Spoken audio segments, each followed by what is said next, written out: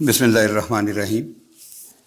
خواتین و حضرات، عزیز طلباء و طالبات، یہ فارسی کے حوالے سے ہماری پہلی کلاس ہے۔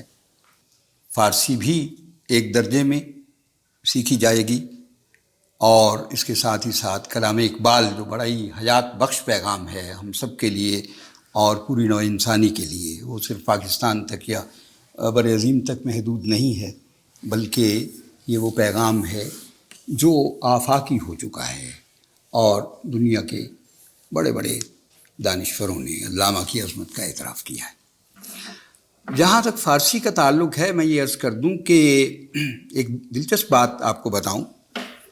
میں ایران میں 3 سال رہا، تہران یونیورسٹی میں، تو وہاں میں اہل علم سے ملتا رہتا تھا، پروفیسروں سے خاص طور پہ میرا بہت رابطہ رہا، مختلف یونیورسٹیوں کے۔ تہران یونیورسٹی میں تو میں خود پڑھاتا ہی تھا، ان کے ساتھ تو میرا رابطہ تھا ہی، لیکن اور اساتذہ کے ساتھ بھی میرا بہت رابطہ رہا۔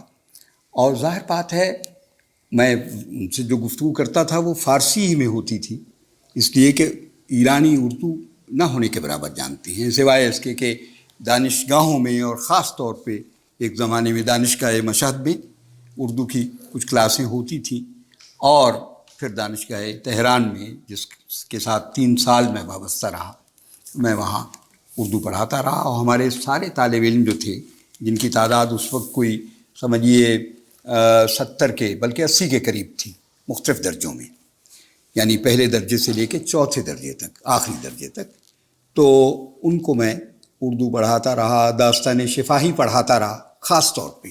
اور اسی دوران میں نے فارسی سے کچھ ٹیکسٹ تھے جن کا ترجمہ کیا، اور میرا اعزاز ہے کہ ان میں سے ایک کتاب یہ مشرف علی فاروقی جو یہاں تشریف رکھتے ہیں اور خود داستان سے نہایت گہرا شغف رکھتے ہیں، انہوں نے بھی ایک کتاب میری شائع کی۔ اچھا، میں کہہ یہ رہا تھا کہ ہماری یہ جو تعارف کی باتیں ہیں یہ میں آج یہ کروں گا، لیکن ساتھ پڑھاؤں گا بھی انشاءاللہ۔ کم و بیش 700 برس تک فارسی جو ہے وہ بر عظیم کی سرکاری زبان رہی۔ یہ اتنا بڑا، یعنی سمجھیے اتنا کہنا چاہیے ایک لمبا عرصہ ہے جس پر واقعتاً فخر کا اظہار کیا جا سکتا ہے۔ تو چنانچہ جب میرا ان کے ساتھ یعنی ایرانی اساتذہ کے ساتھ اور احباب کے ساتھ تبادلہ خیال ہوتا تھا، تو مجھ سے بعض اوقات پوچھا جاتا تھا کہ آقا ان فارسی از کجا یاد گرفتید، یہ فارسی آپ نے کہاں سے سیکھی ہے؟ تو میں کہتا تھا کہ میں نے پاکستان سے سیکھی ہے۔ تو انہیں یقین نہیں آتا تھا۔ ایک تو یہ کہتے تھے کہ آقا شما خیلی قشنگ صحبت میکنی، آپ بڑی اچھی گفتگو کرتے ہیں۔ میں نے کہا جی شکریہ آپ کا۔ تو کہاں سے سیکھی؟ میں نے کہا میں نے صرف 4 سال فارسی پڑھی ہے اسکول کے زمانے میں۔ چنانچہ ہمارے زمانے میں فارسی جو ہے نا وہ 6ٹھی جماعت سے 10ویں جماعت تک ہوتی تھی۔ میں نے باضابطہ فارسی اگر پڑھی ہے تو ان 4 سالوں میں پڑھی ہے۔ اس کے بعد تو میرا ذوق تھا جو وقت کے ساتھ ساتھ ڈیولپ ہوتا گیا، اور میں اپنے آپ کو خوش قسمت سمجھتا ہوں کہ میں نے فارسی میں الحمدللہ کچھ استعداد پیدا کی، اور اس کی وجہ سے میں فارسی متون کو اور خاص طور پہ فارسی شاعری کو سمجھنے کی ایک تھوڑی سی استعداد رکھتا ہوں۔ تو 700 سال کا عرصہ بہت ہوتا ہے۔ چنانچہ ہمارے اردو ادب پہ فارسی کے جو اثرات ہیں وہ اس قدر ظاہر ہیں، باہر ہیں، سب کو معلوم ہیں کہ اس کے لیے تفصیل میں جانے کی ضرورت نہیں۔ آپ اپنے قصائد کو ہی دیکھ لیجئے، اردو قصائد کو، فارسی شاعروں کی اتباع میں، ان کی پیروی میں کتنے قصائد کہے گئے۔ اچھا، سودا کو دیکھ لیجئے، سودا کے بعد ذوق کو دیکھ لیجئے، اور اس کے بعد ایک لمبی روایت ہے۔ تو یہ وہ قصائد تھے۔ مثلا اٹھ گیا بہمن و دے کا چمنستان سے عمل، تیغ اردی نے کیا ملک خزاں مستاصل۔ اب آپ بتائیے، تیغ اردی، اور اس سے پہلے بہمن اور دے، بہمن جو ہے وہ 11واں مہینہ ہے اور دے جو ہے وہ 10واں مہینہ ہے۔ تو اب اس میں اردی بہیج دوسرا مہینہ ہے، فروردین پہلا مہینہ ہے، یعنی ایرانی کیلنڈر کا پہلا مہینہ ہو جس میں نوروز وغیرہ آتا ہے، آپ کو معلوم ہے یعنی 23 مارچ کو جو، اور وہ ان کا جشن سب سے بڑا ہوتا ہے، جس میں وہ سمجھیے کوئی 20-25 دن اس جشن کو مناتے ہیں، اور ان کی سب سے بڑی عید یہی ہے۔ تو بہرحال کہنا یہ ہے۔ اچھا، اور پھر یہ صرف یہاں تک محدود نہیں ہے۔ مثال کے طور پہ میں نے ایک شعر میرے ذہن میں آیا کہ، اور وہ اکبر کا ہے، اکبر الہ آبادی کا، مدت سے فلسفی کی چنانوں چنی رہی، لیکن خدا کی بات جہاں تھی وہیں رہی۔ تو اب چنانوں چنین کون سمجھے گا؟ یہ آج ہم چنان اور چنین کے بارے میں بھی بات کریں گے تھوڑی سی، کیونکہ ہمارا آج کا جو پہلا سبق ہے وہ درس اول جو ہے وہ ضمیر اشارہ ہے۔ تو اشارے میں این اور آں، جس کو ایرانی اب این اور آں نہیں کہتے، ان ان، یعنی نون پورا بولتے ہیں اور یہ کو تقریباً حذف کر دیتے ہیں۔ اگر میں کہیں کچھ مشکل بات کروں تو آپ کو یہ حق حاصل ہے کہ مجھ سے پوچھ لیجئے گا، یا میں خود بعد میں آپ سے سوال کروں گا، لیکن میری کوشش ہوگی کہ ذرا آسان لفظوں میں چیزوں کو بیان کروں۔ تو اب چنا اور چنی، اچھا ہم چنا ہم چنی، کتنے ہی لفظ ہیں جو فارسی کے ہیں۔ یا مثلا غالب کو دیکھ لیجئے، مثلا صرف ایک لفظ کو بدل دیں آپ تو پورا شعر فارسی کا ہے۔ شمار صبح مرغوب بت مشکل پسند آیا، تماشائے بے یک کف بردن صد دل پسند آیا۔ بھائی آیا کی جگہ آمد لگا دیں تو پورا شعر فارسی کا ہے۔ شمار صبح مرغوب بت مشکل پسند آمد، یعنی آپ دیکھیے تماشائے بے یک کف بردن صد دل پسند آمد۔ اچھا، یا غالب کا مشہور شعر ہے کہ بوئے گل نالہ دل دودھ چراغ محفل، جو تیری بزم سے نکلا سو پریشاں نکلا۔ یہ بالکل ایک فارسی شعر کا ترجمہ ہے، اور وہ شعر کیا ہے؟ بوئے گل نالہ دل، پہلا پورا مصرع غالب نے لیا ہے۔ اب اگرچہ شاعر کا نام معلوم نہیں ہے کہ کون تھا، لیکن اس کا بالکل گویا آپ سمجھ لیجئے وربیٹم ترجمہ ہے۔ بوئے گل نالہ دل دودھ چراغ محفل، ہرچے از بزم تو برخاست پریشاں برخاست، پورا ترجمہ ہے ایک طرح سے۔ اچھا، یہ باتیں میں صرف اس لیے کر رہا ہوں تاکہ آپ پر یہ واضح ہو جائے کہ ہماری اردو زبان پر فارسی کی تراکیب کے، لفظوں کے، قواعد کے، صیغوں کے، داستانوں کے، اور اس طرح کے داستانی کرداروں کے، اساطیر کے اتنے گہرے اثرات ہیں کہ اگر ان اثرات پہ آپ باقاعدہ کچھ کام کریں تو یہ کئی کتابوں کا موضوع ہے، کئی والیومز لکھے جائیں گے اس پہ، اتنا کام ہے۔ اور ان لوگوں کو خاص طور پہ اس کا بڑا گہرا شعور ہے جو داستانوں پہ کام کرتے ہیں۔ اور صرف معاملہ داستانوں تک نہیں ہے، آپ سب کانٹیننٹ کی وہ تاریخ جو مسلم عہد میں لکھی گئی اور جو تقریباً 700 برس پر محیط ہے، آپ اس میں دیکھیے تو آپ کو کم و بیش سارا کام جو ہے ہماری تاریخ کا وہ فارسی میں ملے گا۔ حتیٰ کہ رنجیت سنگھ کے زمانے میں صورتحال یہ تھی، جو ظاہر ہے آپ کو معلوم ہے کہ مذہباً کیا تھا، لیکن اس کے زمانے میں بھی یہ سارا کام جو ہوتا رہا وہ فارسی میں ہوتا رہا۔ تو یہ اتنی بڑی زبان ہے کہ اس کا سیکھنا اس لیے بھی ضروری ہے کہ جب تک آپ فارسی زبان و ادب سے آگاہ نہیں ہوں گے، آپ صحیح معنوں میں اردو سے بھی استفادہ نہیں کر سکتے۔ چنانچہ میں نے جب میں پڑھاتا تھا تو اپنے عزیز طالب ان کو، لوگوں کو تجربہ ہے کہ میں نے ان کو تھوڑا تھوڑا فارسی کی طرف بھی لگایا، اور اب میں یہ دیکھ رہا ہوں، میں بہت خوش ہو رہا ہوں کہ ماشاءاللہ اتنے پڑھے لکھے جن میں پی ایچ ڈی بھی ہیں، اور پروفیسر مقصود صاحب جیسے لوگ بھی ہیں، روہینہ ہیں، اور سائمہ شمس ہیں، ادھر ڈاکٹر سلیم سہیل بیٹھے ہوئے ہیں، مشرف علی فاروقی ہیں، ماشاءاللہ یہ ایک بڑی یونیورسٹی کے طالب علم ہیں۔ تو یہ سب یہاں آئے ہیں، اور اس لیے نہیں آئے کہ یہاں مفت کلاس پڑھائی جا رہی ہے، بلکہ اس لیے آئے ہیں کہ ان کے اندر ایک آرزو تھی کہ کہ یہ فارسی سیکھیں جو ہماری ایک بہت بڑی تہذیبی زبان ہے۔ اب میں اس پہ تو گفتگو کروں تو بہت لمبی ہو جائے گی، لیکن اس کا کوئی محل نہیں ہے اس وقت لمبی گفتگو کرنے کا۔ صرف یہ بتانا مقصود ہے کہ فارسی سے اردو والے بے نیاز نہیں رہ سکتے، لہٰذا فارسی کا سیکھنا میں یہ سمجھتا ہوں کہ اتنا ہی ناگزیر ہے اردو والوں کے لیے اور بر عظیم کے لوگوں کے لیے بالخصوص ہمارے اس دور میں۔ فارسی بازی میں تو رہی، بر عظیم کی گھروں میں فارسی بولی جاتی تھی، اب بھی پاکستان میں بعض ایسی پاکٹس ہیں جہاں فارسی بولی جاتی ہے۔ اچھا، پشاور کے بعض حصے ہیں، بلوچستان کے بعض حصے ہیں جہاں خاندان جو ہیں آپس میں جو گفتگو کرتے ہیں فارسی میں کرتے ہیں۔ تو اس تہذیبی زبان کو سیکھنا جو ہے میں سمجھتا ہوں نہایت ضروری ہے۔ اسی جذبے کے تحت ہم نے یہ کام شروع کیا ہے اور اس میں بنیاد ہم نے بنایا ہے کلام اقبال کو، کلام اقبال جو فارسی ہے۔ آج جو ہمارا موضوع ہے جس پہ اب میں آتا ہوں بغیر مزید وقت صرف کیے، وہ ضمیر، جس کی جمع ضمائر ہے۔ اچھا، اب بہت سی چیزیں میں یہاں لکھوں گا تاکہ آپ لوگوں کو کوئی کسی قسم کی دقت نہ ہو۔ ضمیر اور ضمیر کی جمع ہے ضمائر۔ اب ضمیر کیا ہے؟ ضمیر ایک کلمہ ہے، یعنی جس سے معلوم کیا جاتا ہے، کسی شخص کا رخ معلوم کیا جاتا ہے، یا دوسرے لفظوں میں مرجع معلوم کیا جاتا ہے۔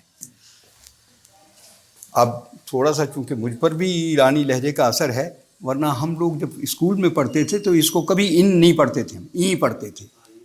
مثلا ای چیز، یہ کیا ہے؟ جی ہاں، ای چیز سے شروع کرتے تھے۔ وہ چیز اور اسی طرح کے چھوٹے چھوٹے جملے اساتذہ ہمیں سکھاتے تھے۔ لیکن اب ان یعنی یہ تختہ سفید است، پہلے تختہ سیاہ ہوتا تھا عام طور پہ، اب تو خیر ادارے اس سے بھی آگے نکل گئے ہیں، لیکن میں چونکہ خود پرانا آدمی ہوں تو میں ابھی تک ان چیزوں کے ساتھ جڑا ہوا ہوں۔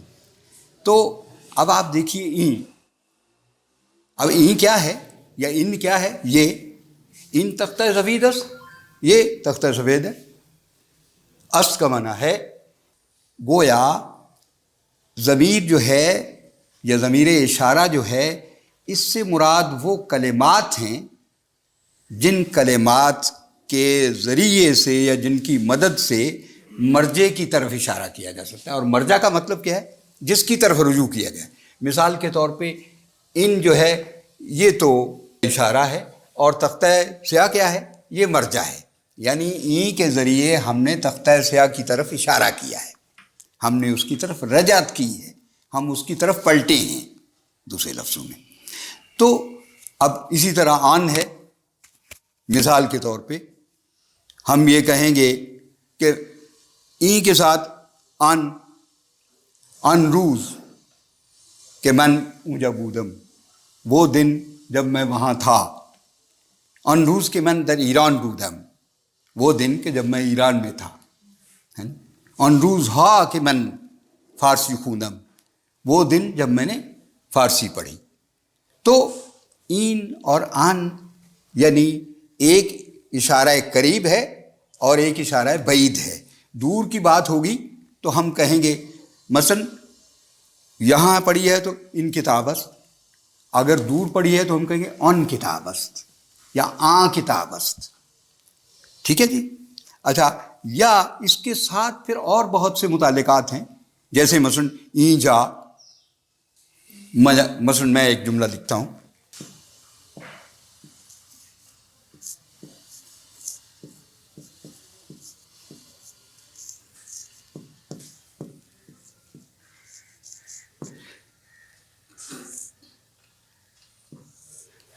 مثلا میں یہ کہوں این جا، یہ جگہ کاملاً مکمل طور پہ روشن است، روشن ہے۔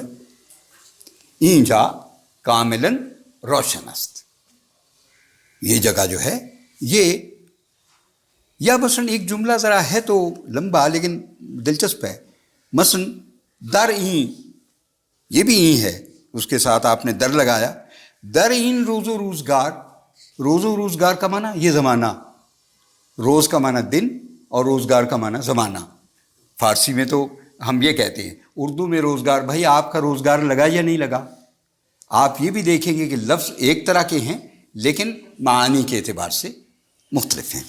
تو ان روز و روزگار، در این روز و روزگار بے حرف این و آن نمی تما اعتماد کرت، یعنی این و آن کے حرف پر اعتبار نہیں کیا جا سکتا، اعتماد نہیں کیا جا سکتا.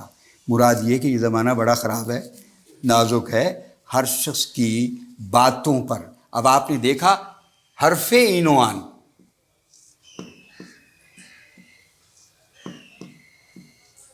اب حرف این و آن کا لفظی مطلب یہ ہے اس اور اس کے حرف پر.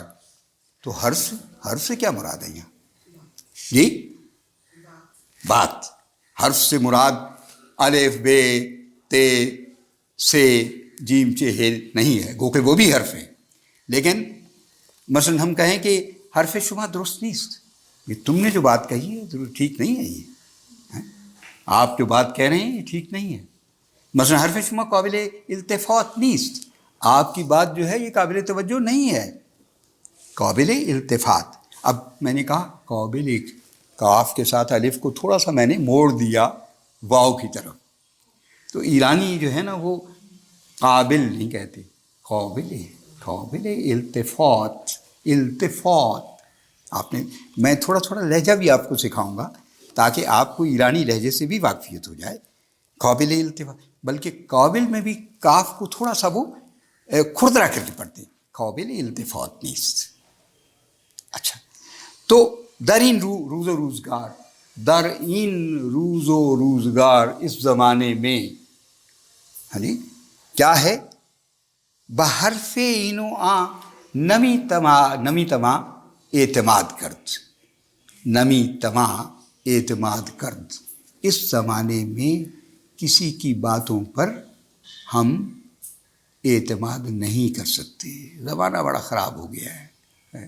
میر صاحب نے بھی تو کہا تھا نا، میر صاحب زمانہ نازک ہے، دونوں ہاتھوں سے تھامیے دستار.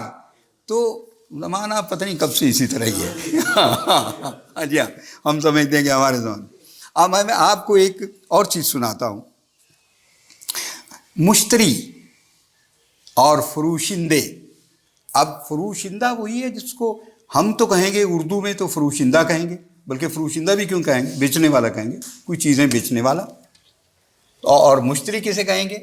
آپ کے اخباروں میں عام طور پہ آتا ہے مشتری ہوشیار باش، آتا ہے یا نہیں؟ ہاں خریدار جو ہے، جی لا کی بھی ٹرم ہے، بالکل ہے، بالکل ٹھیک کہا آپ نے. تو مشتری ہوشیار باش، اے خریدنے والے ذرا ہوشیار رہنا. اچھا، یہ ایک طرح کی وارننگ ہے. اچھا، اور مشتری کے ساتھ دوسرا لفظ کیا آتا ہے؟ دوسرا لفظ ہے ایرانی تو کہے گا تو اس کو فروشندے بھی نہیں کہے گا، فروشندے. ہم اردو میں اگر فارسی بولیں گے نا ہمارے برعظیم، تو اس میں ہم سیدھا فروشندہ کہیں گے. فروشندہ فروش کرنے والا، بیچنے والا. مشتری کا معنی خریدنے والا اور فروشندہ کا معنی بیچنے والا. اب مثلا ایک شخص نے سوال کیا ہے فروشندے سے، اور کس نے کیا ہے؟ مشتری نے کیا ہے. مثلا کہتا ہے کہ آقا یہ فروشندے. اب آقا جو ہے نا، جسے ہم آقا کہتے ہیں، ایرانی لہجے میں وہ آقا نہیں ہے، وہ آغا ہے. مثلا کہیں گے آقا یہ استاد، جناب استاد. تو لکھیں گے تو قاف لکھیں گے، بولیں گے تو غین بولیں گے. ہاں یہ بھی یاد رکھیے، یہ ہے آقا ہی، یہ آقا ہے، لیکن اس کو بولیں گے کیا؟ آغا. تو مثلا اب وہ مشتری پوچھ رہا ہے کہ آؤ یہ فروشندے چی چیز ہداری، مثلا تمہارے پاس کیا ہے؟ اور پھر ساتھ ہی ابھی اس کی بات نہیں سنتا، خود بول پڑتا ہے امبے دوری. امبے آم ہے. یہ پنجابی میں امبے کو کیا کہتے ہیں؟ امب. تو وہی بھائی اتنے اثرات ہیں فارسی کے اور پنجابی میں، اتنے لفظ، میں نے کوئی 250 الفاظ کی فہرست بنائی تھی جو پنجابی اور فارسی میں ایک ہی ہے، 100% ایک ہی ہے، لیکن اب ظاہر ہے میں اس تفصیل میں نہیں جاتا۔ تو یہ انبے جو ہے یہ وہی ہے، یعنی آم۔ تو اب مشتری کیا پوچھ رہا ہے؟ فروشندے سے پوچھ رہا ہے، پھل بیچنے والے سے یا سبزی بیچنے والے سے پوچھ رہا ہے انبے داری، تو وہ کہتا ہے نہ خیر۔ نہ خیر کا معنی نہیں۔ اچھا، ایرانی اس کو خیر بھی کہتے ہیں اور نہ خیر بھی کہتے ہیں، دونوں کا مفہوم ایک ہی ہے۔ خیر کا معنی بھی ہے، یعنی نون نہ بھی لگائیں تو خیر کا معنی بھی ہے کہ نو نہیں، اور نہ خیر بھی کہتے ہیں۔ اس نے کہا ہلو داری۔ اب ہلو کیا ہے؟ اب یہ ہلو وہی ہے جس کو ہم اردو میں آڑو کہتے ہیں، ہلو۔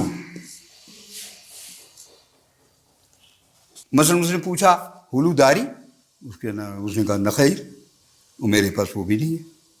اچھا، اس نے کہا امرود داری، یا اس نے کہا گلابی داری، اس نے کہا نہ خیر، میرے پاس نہیں ہے۔ اس نے کہا زرد آلو داری۔ اب زرد آلو جو ہے نا، یہ جو ہمارے یہاں ہوتی ہے، کیا کہتے ہیں، نہیں، زرد آلو جو ہے خوبانی کو کہتے ہیں ایرانی۔ اب دیکھیے اس کو آلو بنا دیا انہوں نے، آپ کیا کہیں گے؟ زرد آلو داری۔ اس نے کہا نہ خیر۔ اس نے کہا سیب دوری، سیب یعنی سیب، سیب ہے، اس نے کہا نہ خیر۔ مشتری بڑا ہی پریشان ہوا کہ یار یہ کس قسم کا پھل بیچنے والا ہے، جو جو پوچھتے ہیں نہ خیر یا خیر کہے جاتا ہے۔ تو اس نے کہا سیب دوری، اس نے کہا نہ خیر۔ اس نے کہا سیب زمینی دوری، کیا تمہارے پاس سیب زمینی ہے؟ آپ اندازہ کیجئے، سیب تو وہی ہے جسے ہم ایپل کہتے ہیں، اور سیب زمینی کیا ہے؟ آلو۔ اب آپ بتائیے، زرد آلو جو ہے وہ خوبانی ہے، اور سیب زمینی جو ہے وہ آلو ہے۔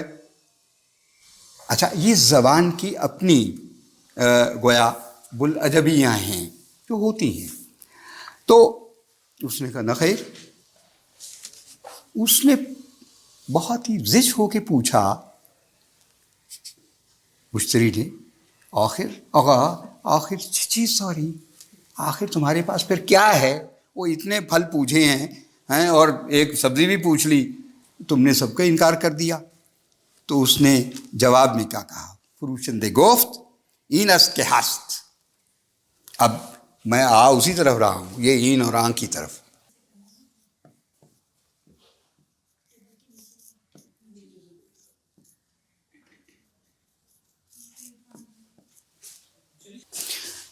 تو اس نے کہا کہ آخر چیز داری، یہ آخر جو میں کہہ رہا ہوں اصل میں کیا ہے؟ آخر چیز داری، چے کا معنی کیا؟ چیز داری، آخر پہ تیرے پاس کیا ہے؟ اس نے کہا این است کے ہست، اپنے ٹوکرے کی طرف اشارہ کیا۔ تو اس نے کہا این است کے ہست، بھائی یہی کچھ ہے جو ہے۔ اور اس میں کیا تھا؟ اس میں گل قلم، یہ پھول گوبھی، اس میں بادنجان، بینگن، اور گشنیز، یہ گشنیز وہی ہے جس کو ہم کشنیز بھی کہتے ہیں، دھنیا۔ اور میں بہت دن وہاں ایران میں بڑا پریشان رہا، کیونکہ میں کھانا وانا خود پکاتا تھا اور دھنیا کا فارسی نہیں آتا تھا مجھے کہ کیا اس کو کہتے ہیں۔ میں نے کچھ سمجھانے کی کوشش کی لیکن وہ ایرانی نہیں سمجھے۔ بالآخر کسی سے پوچھ پاچھ کے میں نے، انہوں نے کہا ان کی حاضر موجود ہے، تو گشنیز میں نے وہاں سے خریدی۔ لیکن اس طرح کے تجربے مجھے بہت ہوئے۔ اور مثلاً میں جب یہ آپ کو ذرا شیئر بھی کر رہا ہوں نا اس طرح کی باتیں، تاکہ ذرا تھوڑا سا یہ لائیولی رہے نا ہمارا۔ اچھا، تو مثلاً میں جب جا رہا تھا ایران دوسری دفعہ، پہلی دفعہ تو میں کانفرنس میں گیا، دوسری دفعہ میں پڑھانے کے لیے 3 سال کے لیے جا رہا تھا۔ تو وہ میں نے حماقت یہ کی کہ اپنے وہ ہینڈ بیگ میں میں نے کینچی رکھ لی، یہ تاکہ مجھے اپنی ٹھیک کرتا رہوں میں. تو وہ انہوں نے نکال لی، لاہور ایئرپورٹ پہ نکال لی. تو میں نے کہا آپ مہربانی کریں یار، میں پروفیسر ہوں فلاں اور جا رہا ہوں وہاں، آپ پاکستان کی خدمت کرنے. انہوں نے کہا جی نہیں، کینچی تو نہیں جا سکتی. اور ظاہر ہے نہیں جا سکتی تھی، سیدھی سی بات ہے. میں نے آئی واز سو نائیو کہ میں نے اس کا احساس ہی نہیں کیا. اچھا تو کینچی تو رکھ لی. اب مجھے بڑی پریشانی ہے، 1-2 دن تو گزر گئے. میں نے کہا اب میں کینچی کہاں سے. اچھا تو میں پوچھ رہا ہوں، وہی جو ہماری پرانی فارسی تھی، پرانی فارسی میں کینچی کو کہتے مقراظ. اور ہم نے ایک ضرب المثل رٹ لی تھی جو ہمارے استاد نے ہمیں رٹا دی تھی. مقراظ کا معنی کینچی. اور ساتھ جملہ بھی بتا دیا تھا کہ قرض مقراظ محبت است، قرض جو ہے وہ محبت کی کینچی ہے. اب میں نے سوچا کہ یار مقراظ پڑھا ہوا ہے تو یہاں میں پوچھتا ہوں مقراظ، قرض مقراظ محبت است. یہ لفظ محبت ہے جسے ہم محبت کہتے ہیں، میم پہ پیش ڈالتے ہیں، اصل میں میم پہ زبر ہے، محبت است. اچھا مقراظ کینچی.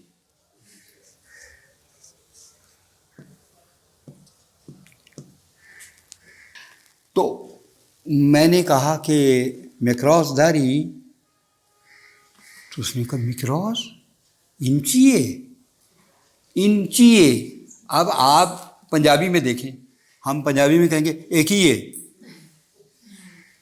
آپ غور کیجئے، چیے، یہ چیے وہی ہے. اصل میں چیے کیا ہے؟ انچیست. لیکن ایرانی جب بولے گا تو انچیست نہیں کہے گا. وہ اس کی جو یعنی گفتاری ہے نا، جسے زبان گفتاری کہتے ہیں، مثلا لکھے گا تو یہی لکھے گا انچیست. ان کا معنی یہ، اور چیز کا معنی کیا ہے؟ چیز اصل میں کیا ہے؟ چے است. لیکن جب اس کو ملایا جائے گا تو یہ ہے جو ہے یہ میں بدل جائے گی اور الف حذف ہو جائے گا، اور یہ لفظ کیا بن جائے گا؟ چیست، انچیست. لیکن جب وہ بولے گا تو کیا کہے گا؟ انچیے. تو مجھ سے پوچھنے کا کہ انچیے. میں نے جب کہا کہ مقراظ داری، تو اس نے کہا انچیے کیا پوچھ رہے ہیں آپ؟ تو میں نے کہا مقراظ. اس نے کہا نہ معنی داری ہمارے پاس نہیں ہے. اچھا میں اگلی دکان پہ گیا، ساتھ تھی وہ پوری مارکیٹ تھی. میں نے پوچھا کہ مقراظ داری؟ انہوں نے کہا نہ داری، نہیں ہمارے پاس نہیں ہے. میں بڑا پریشان ہوا کہ اب میں کیسے اس کو سمجھاؤں. اتفاق سے میں اکیلا ہی نکل گیا تھا. بھائی چاہیے تو یہ تھا کہ اپنے کسی ایرانی طالب علم کو ساتھ لے جاتا، وہ میں نے کیا نہیں. میں نے کہا اپنے زور پہ فارسی مجھے آتی ہے، اندازہ ہوا کتنی آتی ہے. تو مطلب یہ ہے کہ آپ کتنی زبان سیکھ لیں، جب آپ دوسرے ملک میں جاتے ہیں تو وہاں جا کے آپ کو اصل حساب دینا پڑتا ہے. چنانچہ مجھے ایک ترکیب سوچی. جب میں نے تیسری دکان پہ بھی کچھ دور جا کے تیسری دکان آئی تو میں نے کہا کہ مقراظ داری آقا، مقراظ داری. تو اس نے کہا نہ خیر. میں نے کہا مقراظ داری کیا آپ کے پاس کینچی نہیں ہے؟ کہنے لگے نہ خیر انچیے، وہی انچیے، ایک ہی ہے. چیے اور کیے میں کتنا فرق ہے بھائی. اچھا تو میں نے کہا مقراظ. کہنے کہا مقراظ. میں نے یہ مقراظ بنائی انگلیوں سے اور میں نے کہا مقراظ. تو اس نے جواباً پتہ کیا کہا؟ کہنے لگا کیچی. میں نے کہا بلے کیچی. بلے کا معنی ہاں. دوسرا تجربہ ہوا، جس گھر میں میں رہتا تھا وہ ایک ایرانی کا مکان تھا اور 3 منزلیں تھیں اس کی. اوپر والی منزل میں بھی ایک ایرانی جوڑا رہتا تھا، بچے ان کے. نیچے بھی ایک بوڑھا بوڑھی، بالکل مہندس، آقای مہندس میں کہتا تھا، بال سفید جیسے اب میرے. تو اس زمانے میں تو یہ نہیں تھے اتنے.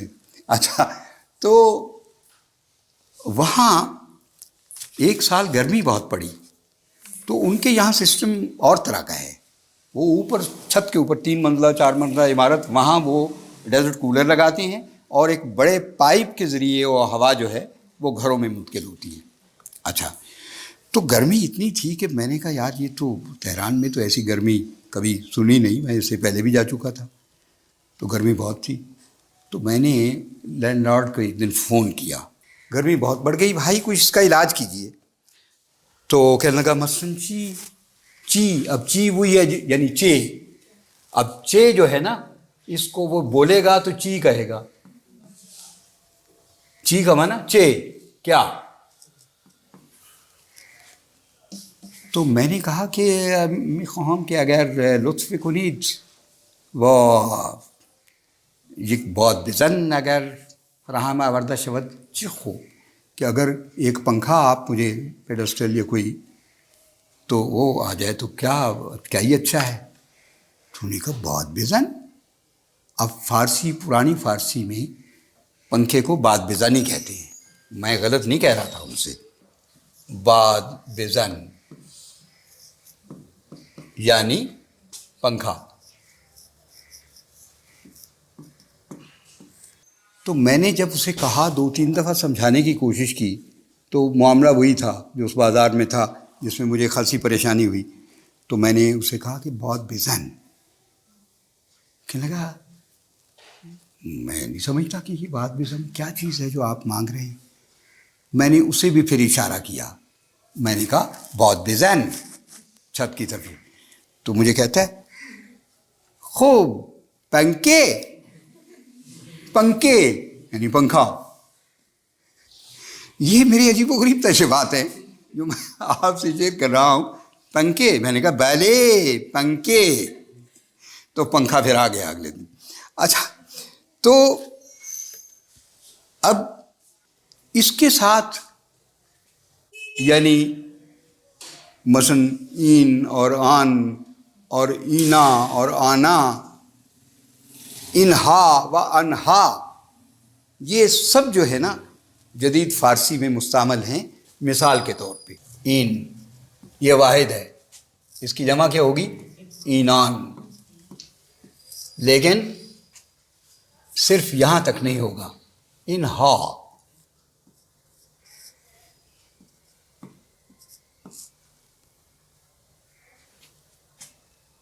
اچھا، اسی طرح انہا،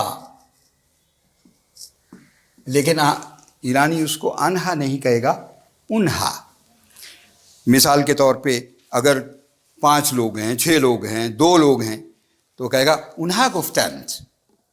یہ انہا وہی ہے جن اسی پنجابی کہنے اونا، اونا میں نے کیا بھائی، اونا میں نے دسے ہے، یہ وہی ہے انہا اونا. تو ایک زمانے میں یہ جو ایرانی تھا نا داریوش کے زمانے میں، تو ان کی سلطنت مصر تک پھیلی ہوئی تھی، لہٰذا اور بر عظیم یہ ساری جو وادی سندھ تھی یہ ان کے تصرف میں تھی ایک زمانے میں، لہٰذا ان زبانوں پر بڑے گہرے اثرات ہیں فارسی کے. تو اسی لیے یہ کوئی مذاق نہیں ہے کہ میں نے کہا کہ یہ 200-250 لفظ جو ہیں تو بالکل، اور میں بلکہ مذاقاً کہتا تھا کہ بھائی یہ آپ کی فارسی جو ہے یہ تو ہماری پنجابی سے نکلی ہے. تو وہ کہتے ہیں نا آگا، اب ظاہر ہے ایرانی بڑے اناپرست ہیں نا، وہ کیسے یہ مان لیں.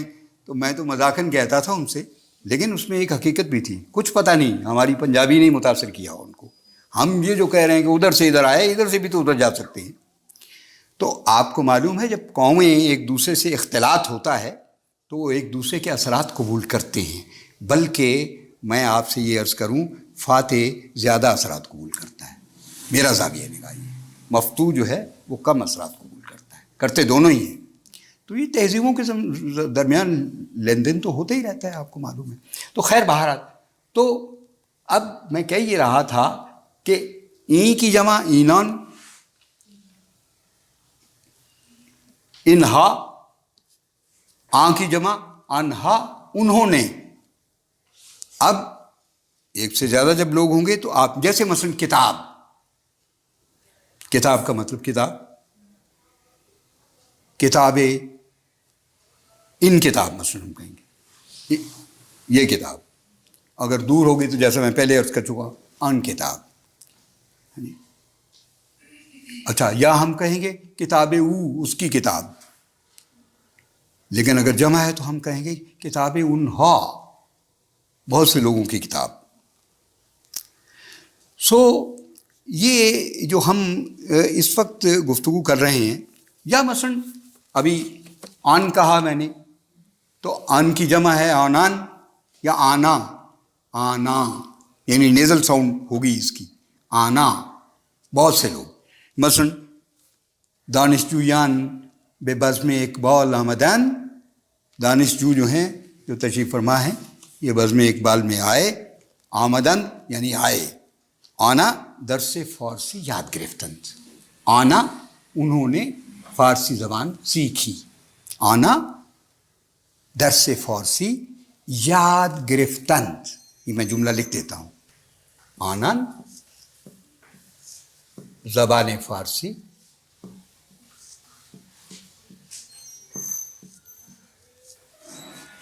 یاد گرفتند. اب یاد گرفتند مثلا ہم یہ نہیں کہہ سکتے یاد کردند. نا، وہ کوئی فارسی روزمرہ میں یاد کردن، ویسے تو یاد کردن ہے. یہ ایک کیا کہنا چاہیے، ورب جو ہے، فعل جو ہے، یہ آپ کو یاد رکھنا چاہیے. اور وہ کیا ہے؟ یاد گرفتن. یاد گرفتن کا معنی سیکھنا، یاد کرنا. اگلا ایک مرحلہ ایسا بھی آئے گا جب میں آپ کو مصادر بتاؤں گا، اور مصادر کی دو بڑی نشانیاں ہیں، اور وہ نشانیاں کیا ہیں؟ تن اور دن. جیسے اردو میں ہم کہتے ہیں جانا، کھانا، پینا، تو ہم کہتے ہیں کہ نون الف نا اگر آئے گا تو وہ فعل ہوگا، مصدر ہوگا. مصدر کا مطلب ہی ہے جائے اسدار، نکلنے کی جگہ. یعنی گویا مصدر سے بہت سے الفاظ بنتے ہیں آگے چل کے. مثلا یاد گرفتن سے یاد گرفت. یاد نہ گرفت، اس نے نہیں سیکھا. یاد گرفت، اس نے سیکھا. یاد گرفتند، انہوں نے سیکھا. یاد گرفتی، تو نے سیکھا. یاد گرفتی، تم نے یا آپ نے سیکھا. یاد گرفتم، میں نے سیکھا. یاد گرفتیم، ہم نے سیکھا. اب اس میں ہمارے اساتذہ نے، اللہ ان کی قبروں کو نور سے بھر دے، وہ ہمارے بڑے محسن تھے، انہوں نے ہمیں ایک نشانی بتا دی تھی. وہ یہ تھی، یہ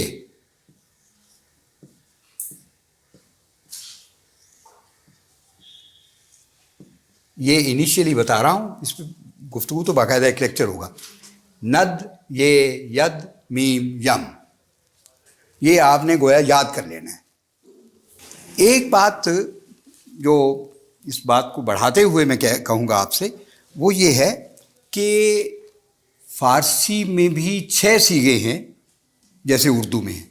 مثلا اردو میں اگر ہم کہیں گے کہ وہ گیا، تو دوسرا کیا ہوگا؟ وہ گئے. تو گیا، تم گئے. میں گیا، ہم گئے. ہم وہی روایتی صیغہ آپ کو پڑھائیں گے. گفت، اب آپ یہاں آ جائیے. گفتند، انہوں نے کہا. گفتی، گفت کے ساتھ یہ لگا دیں گفتی، گفت کے ساتھ یہ لگا دیں گفتید، گفت کے ساتھ میم لگا دیں گفتم، گفت کے ساتھ یم لگا دیں گفتیم. یعنی گفت الگ آئے گا، گفتند، گفتی، گفتید، گفتم، گفتیم. تو اس نے کہا، انہوں نے کہا، تو نے کہا، تم نے کہا، میں نے کہا، ہم نے کہا. یہ 6 صیغے ہیں. اردو میں بھی ایسی ہے. اردو میں ابھی ترجمہ کر دیا نا میں نے. اس نے کہا، انہوں نے کہا، تو نے کہا، تم نے کہا، یا آپ نے کہا، میں نے کہا، اور ہم نے کہا. یہ ماضی مطلق ہے. گویا ماضی مطلق بھی میں نے آج آپ کو انیشلی تو پڑھا دی ہے. یہ جو کتاب ہے نا جی، اس کو ہم بیس بنائیں گے اور اقبال کو پڑھیں گے. اگلا ہمارا جو لیکچر ہوگا اس میں اقبال کی شاعری ہم پڑھیں گے، باقاعدہ اس کا ترجمہ بتائیں گے، اور اس کے حوالے سے اور کچھ باتیں جو میرے ذہن میں ہوں گی، ہم اس کی ورق پیروی نہیں کریں گے، لیکن بنیاد اسی کتاب کو بنائیں گے، کیونکہ یہ بڑی اچھی کتاب ہے. اب آپ کے لیے میری باتیں ہو گئی ختم. اب میں آپ سے درخواست کروں گا کہ کوئی سوال آپ کے ذہن میں ہو آج کی گفتگو کے حوالے سے تو لازماً کریں، مجھ سے پوچھیں آپ. جی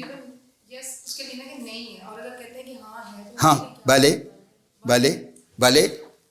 اس طرح لکھیں گے. یعنی پرانے تو ہم لکھتے تھے بھلے یوں،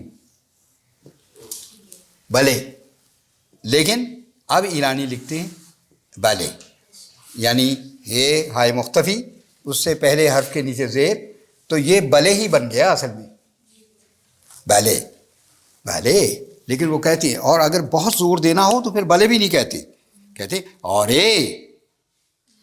ہاں ہاں، یس آف کورس، جسے ہم انگریزی میں کہتے ہیں yes of course I do have, تو اس کے لیے آرے، اور آرے میں وہ چھوٹی یہ نہیں لگاتے، تقریباً بڑی ہی لگاتے ہیں بہت زور دینے کے لیے، اور مثلا میں پوچھوں کیا ہوا شما تیروز اونچا رفتی، تو وہ بلے نہیں کہے گا، وہ کہے گا اور من کے حوضے بودم اونچا، میں اس جگہ تھا، اب اونچا کیا ہے اصل میں جا ہے اس جگہ، ٹھیک ہے جی۔ دستور زبان فارسی و مصدر نامہ، یہ علمی کتاب خانے سے مل جاتی ہے اب بھی، میرا خیال یہ ہے کہ یہ آپ سب اسکالرس کو خرید لینی چاہیے۔ دستور زبان فارسی،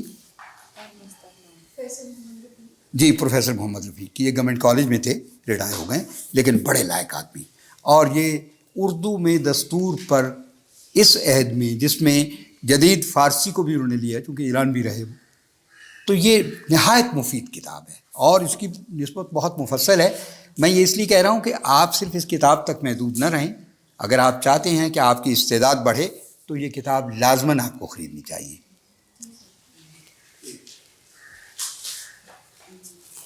دستور زبان فارسی و مصدر نامہ، لیکن ایرانی اس کو مصدر نامہ کہے گا یا کچھ اور کہے گا، یہ آپ سے سوال، مصدر نامے، کیونکہ ہائے مختفی سے پہلے جو بھی حرف آئے گا اس کے نیچے زیر لگانی ہی لگانی ہے۔